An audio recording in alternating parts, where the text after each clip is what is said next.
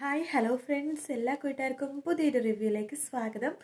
അപ്പോൾ ഇന്നത്തെ എപ്പിസോഡ് നമ്മൾ ഓൾമോസ്റ്റ് കണ്ടിട്ടുണ്ടാവായിരിക്കാം.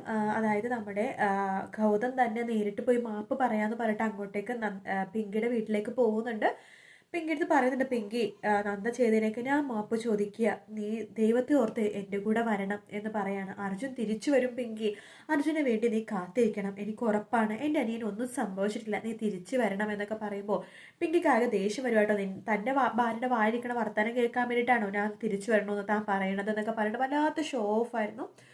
അപ്പം നന്ദേനെ കുറെ കുറ്റമണ കേൾക്കുമ്പോൾ നമ്മുടെ ഗൗതത്തിനും ദേഷ്യം വന്നു. ഗൗതം അവിടെ നിന്ന് ഇറങ്ങി പോവാട്ടോ.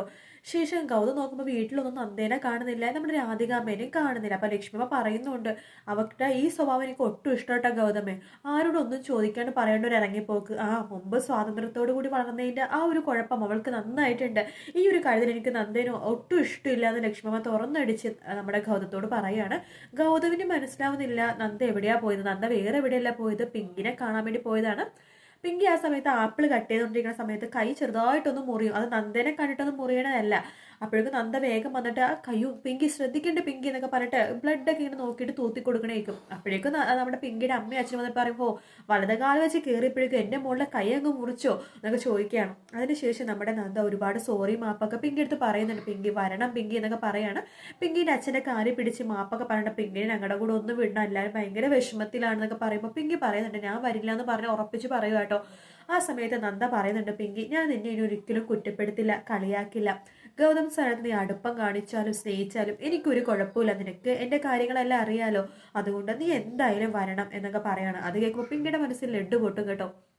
അതിനുശേഷം പിങ്കി ആ ഒരു ഭാഗത്തോട് കൂട്ടിയാണ് എപ്പിസോഡ് ശരിക്കും തീരണത്. അപ്പം ഇനി പിങ്കി പറയണ പോണ വേറൊന്നുമല്ല, ഈ പിങ്കി എന്ത് ചെയ്താലും രാത്രി ആയാലും നമ്മുടെ നന്ദയുടെയും ഗൗതത്തിന്റെ റൂമിൽ വന്നാലും ഇയാളൊന്നും പറയരുത് എന്നുള്ളൊരു വ്യവസ്ഥയിലാണ് പിങ്കി അവിടെ നിന്ന് വരുന്നത് കേട്ടോ നന്ദയുടെ കൂടെ. അതിനുശേഷം നന്ദക്കാണെങ്കിൽ ഒട്ടും തന്നെ ഇഷ്ടപ്പെടുന്നില്ല എന്തൊക്കെ പറഞ്ഞാലും പിങ്കിയും ഗൗതമും തമ്മിൽ സംസാരിക്കണത്. ആ ഒരു വ്യവസ്ഥയിലാണ് പിങ്കിനെ കൊണ്ടുവന്നെങ്കിൽ പോലും തന്റെ ഭർത്താവാണല്ലോ, അത് നന്ദക്ക് ഒട്ടും തന്നെ ഇഷ്ടപ്പെടുന്നില്ല. അതുകൊണ്ട് തന്നെ നന്ദയായിട്ട് തന്നെ ആ വീട്ടിൽ നിന്ന് മാറി നിൽക്കുക കേട്ടോ. അതാണെങ്കിൽ നമ്മുടെ ഒരു പിടിയും കൊടുക്കാതെ നന്ദ നമ്മുടെ രാധികാമനെ പോയിട്ട് മാറി താമസിക്കുകയാണ്. ഗൗതത്തിനാണെങ്കിൽ ഒരു സമാധാനമില്ല. നന്ദ പെട്ടെന്നൊരു ദിവസം കാണാണ്ടാവുക, നന്ദേനെ കുറിച്ച് ഒരു വിവരവും ഇല്ല. നന്ദേനെ അന്വേഷിച്ച് ഇറങ്ങുവാണ് നമ്മുടെ ഗൗതം തന്നെ. അവസാനത്ത് കണ്ടുപിടിക്കുകയാണ് നന്ദ ഒരു ഹോസ്റ്റലിൽ നിൽക്കുകയാണെന്നുള്ള കാര്യം. അവിടെ നിന്ന് നന്ദേനെ ഗൗതം തന്നെ വലിച്ചിറക്കി, നീ എൻ്റെ ഭാര്യയാണ്, എൻ്റെ കൂടെയാണ് നീ നിൽക്കേണ്ടത് എന്നൊക്കെ പറഞ്ഞിട്ട് നന്ദേനെ തിരിച്ച് വീട്ടിലേക്ക് കൊണ്ടുവന്ന കുറച്ച് ഭാഗങ്ങളാണ് നമ്മൾ ഈ ആഴ്ച ഇനി കാണാൻ പോണത്. അപ്പോൾ ചന്ദ്രകാന്ത് സീരിയൽ ഇഷ്ടപ്പെടുന്നുണ്ടെങ്കിൽ ചാനൽ ഒന്ന് സബ്സ്ക്രൈബ് ചെയ്യുക. സൗണ്ട് കുറച്ച് കുറവാണ്, സുഖമില്ലാത്തത് കൊണ്ടിട്ടാണ് കേട്ടോ.